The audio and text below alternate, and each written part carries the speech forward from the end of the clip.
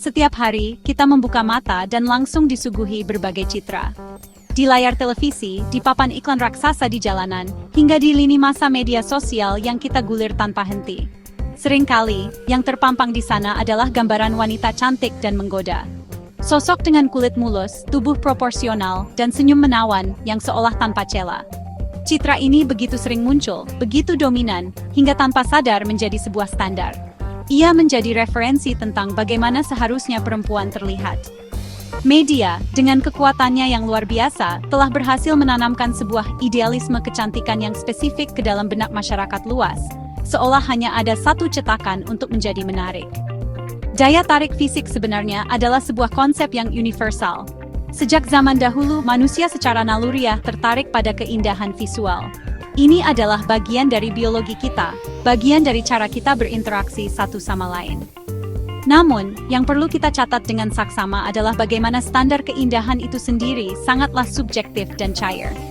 Apa yang dianggap cantik di satu belahan dunia, bisa jadi biasa saja di belahan dunia lain. Di beberapa budaya, kulit terang dianggap sebagai simbol kemakmuran dan keanggunan.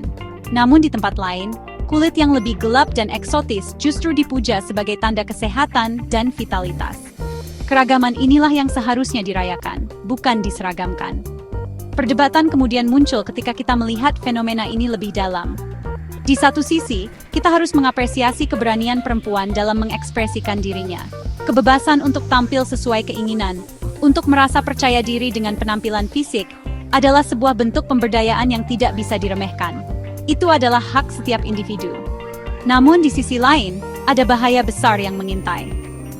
Ketika penampilan menjadi satu-satunya tolok ukur nilai seorang perempuan, kita sedang tergelincir ke dalam jurang objektifikasi. Perempuan tidak lagi dilihat sebagai manusia utuh dengan pikiran, perasaan, dan kontribusi, melainkan hanya sebagai objek yang dinilai dari fisiknya. Disinilah kita perlu berhenti sejenak dan bertanya, apakah citra menggoda yang ditampilkan ini benar-benar cerminan dari ekspresi diri yang otentik? Atau jangan-jangan itu adalah hasil dari tekanan sosial yang tidak terlihat? Tekanan untuk memenuhi ekspektasi tertentu, untuk mendapatkan validasi dari lingkungan sekitar, atau bahkan untuk sekadar bertahan dalam persaingan sosial yang semakin visual.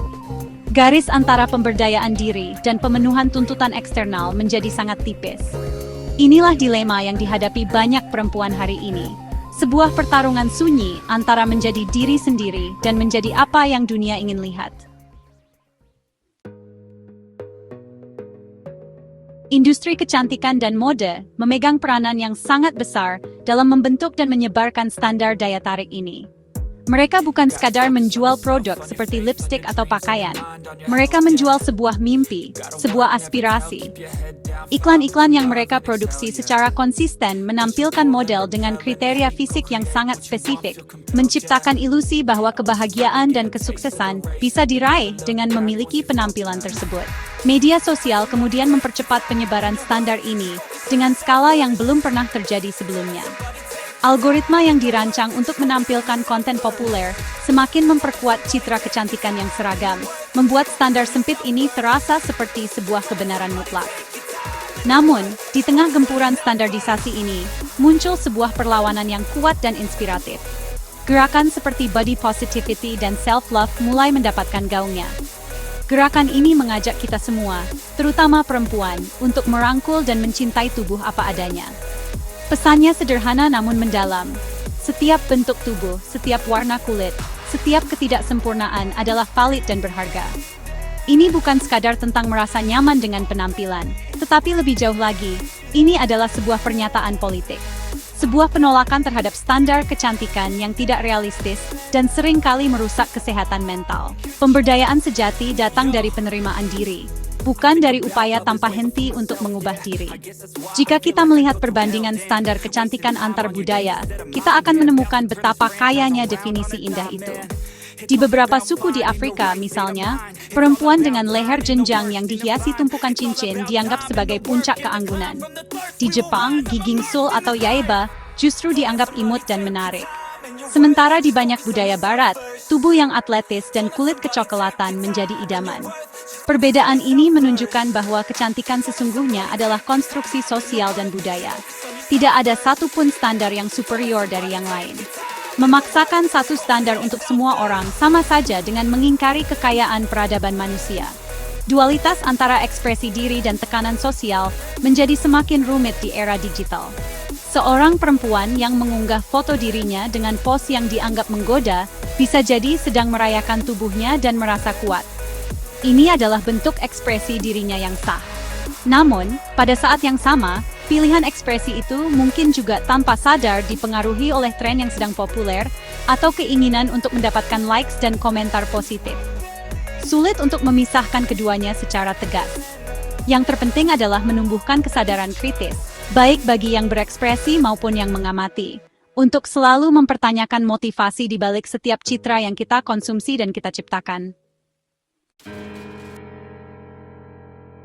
Memahami daya tarik tidak bisa dilepaskan dari aspek psikologinya. Secara mendasar, manusia adalah makhluk visual. Otak kita diprogram untuk merespons isyarat-isyarat tertentu yang sering kali terhubung dengan kesehatan, kesuburan, dan kelangsungan hidup. Simetri wajah, kulit yang sehat, dan postur tubuh yang baik adalah beberapa contoh isyarat universal yang secara tidak sadar kita tafsirkan sebagai tanda positif. Ini adalah bagian dari naluri purba kita. Perilaku yang dianggap menggoda pun sebenarnya adalah bagian dari repertoar komunikasi nonverbal yang kompleks. Sebuah lirikan mata, senyuman, atau gestur tertentu bisa menyampaikan ketertarikan tanpa perlu satu kata pun terucap. Komunikasi nonverbal ini adalah alat yang kuat. Ia memungkinkan kita untuk membangun hubungan, menunjukkan minat, dan menavigasi interaksi sosial yang rumit. Dalam konteks ini, perilaku menggoda bisa menjadi cara yang sehat dan alami untuk mengekspresikan ketertarikan kepada orang lain. Ini adalah tarian sosial yang telah dimainkan manusia selama ribuan tahun. Namun, masalah timbul ketika konteksnya bergeser. Ketika perilaku yang seharusnya menjadi alat komunikasi personal ini dieksploitasi dan dikomodifikasi oleh media dan industri. Apa yang tadinya merupakan interaksi antar individu, kini diubah menjadi sebuah tontonan massal yang dijual untuk keuntungan. Disinilah kita bertemu dengan bahaya objektifikasi yang sesungguhnya. Objektifikasi terjadi ketika seorang perempuan direduksi nilainya menjadi sebatas kumpulan bagian tubuh atau atribut fisik yang bisa dinilai. Ia tidak lagi dipandang sebagai subjek yang memiliki pikiran, emosi, impian, dan agensi atas hidupnya sendiri. Sebaliknya, ia diperlakukan sebagai objek yang fungsinya adalah untuk memuaskan pandangan orang lain. Ketika media terus-menerus menyajikan perempuan sebagai objek hasrat, pesan yang tertanam di benak masyarakat adalah bahwa nilai utama seorang perempuan terletak pada penampilannya. Ini adalah pandangan yang sangat dangkal dan berbahaya. Dampak dari objektifikasi ini sangat luas dan merusak. Bagi perempuan, ini bisa menyebabkan masalah citra tubuh, kecemasan, dan perasaan bahwa mereka tidak akan pernah cukup baik. Mereka merasa terus-menerus dihakimi dan dinilai berdasarkan standar yang mustahil dicapai. Bagi masyarakat secara umum, objektifikasi melanggengkan ketidaksetaraan gender. Ini menciptakan lingkungan di mana pelecehan dianggap wajar, dan kontribusi perempuan di luar penampilan fisiknya seringkali diabaikan atau diremehkan. Kita menciptakan budaya yang lebih mementingkan kemasan daripada isi, lebih memuja citra daripada substansi. Sudah saatnya kita bergerak maju, melampaui penilaian yang hanya berdasar pada kulit. Ajakan ini bukan berarti kita harus menafikan atau mengabaikan keindahan fisik. Mengagumi kecantikan adalah hal yang manusiawi. Namun, kita harus menempatkannya pada proporsi yang tepat. Kecantikan fisik hanyalah satu dari sekian banyak dimensi yang membentuk seorang manusia.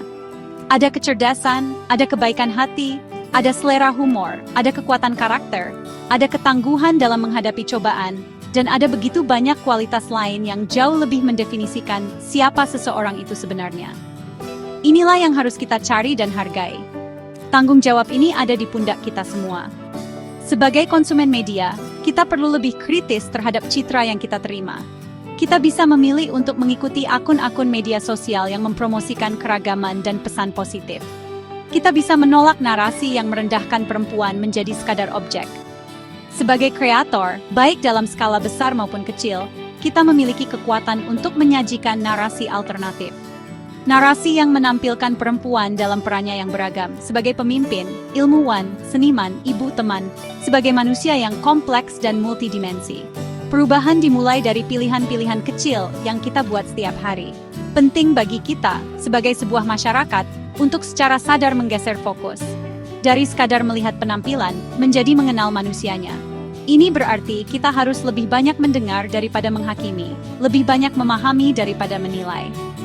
Dalam percakapan sehari-hari, mari kita coba untuk lebih sering memuji pencapaian, ide, atau kebaikan seseorang, bukan hanya pakaian atau penampilan fisiknya. Dengan begitu, kita turut membangun sebuah budaya di mana nilai intrinsik setiap individu lebih dihargai daripada citra luarnya yang fana. Ini adalah investasi jangka panjang untuk peradaban yang lebih adil dan manusiawi.